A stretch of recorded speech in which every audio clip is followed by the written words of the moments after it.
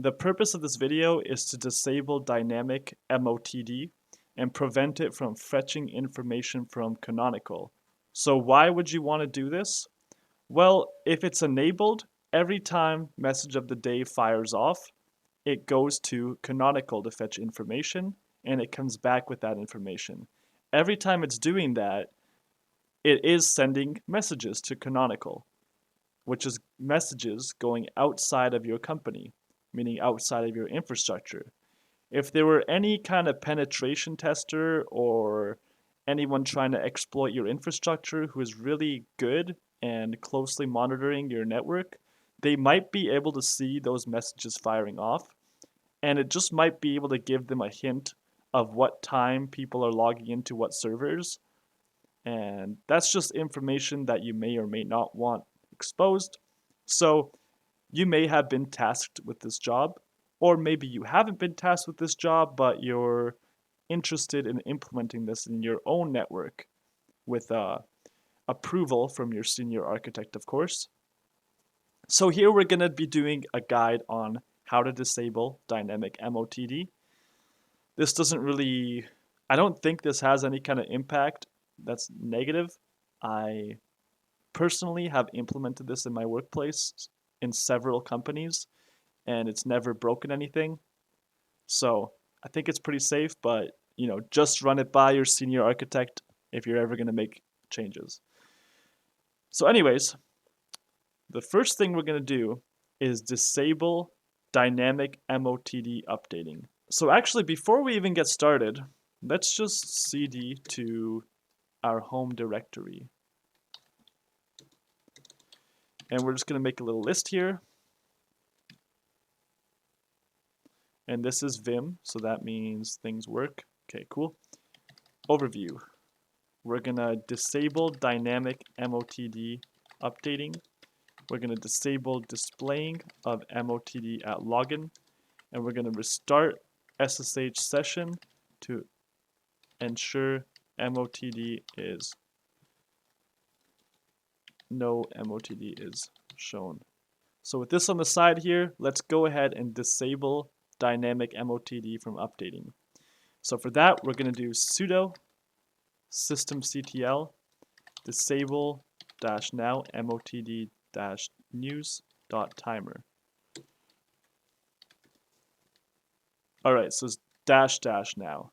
Next, we're going to stop any instances of MOTD news.service that may already be running. So for that, we'll do sudo systemctl stop MOTD news.service.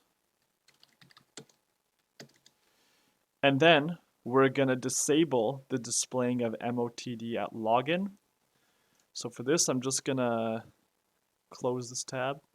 And we're going to go vi etc pamd /login. And we're going to comment out a couple of lines here. So it's in the first page at the bottom. And the first one's going to be, it's going to be in this block that says prints the message of the day upon successful login. And all we're going to do is put in a hash there and a hash here. So these are the only two that we're touching. When you're done, right quit. And it's not going to work because we might need to be sudo for this. So just do sudo.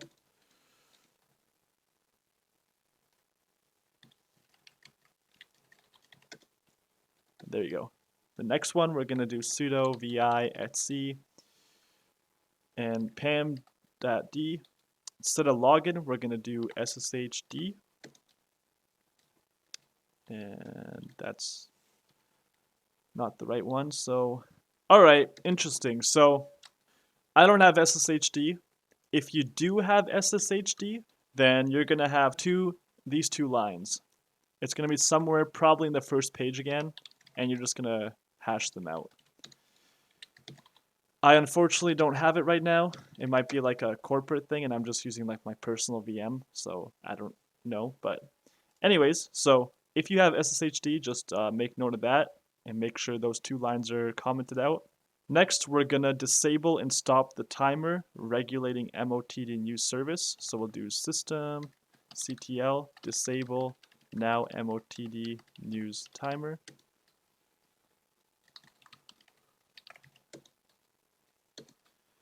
Once you've authenticated, then we can go to the next command, which is systemctl stop MOTD news.service.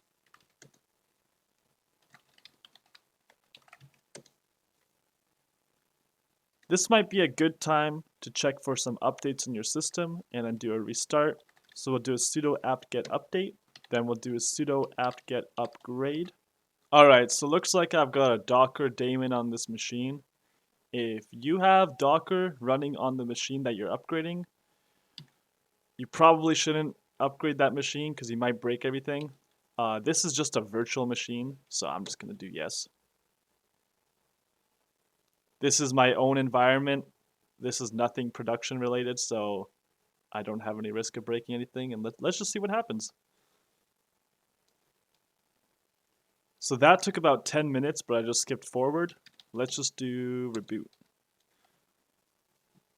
And once it's back up, we're all ready to go. So I hope you learned something great from this video, and I'd like to thank you for watching.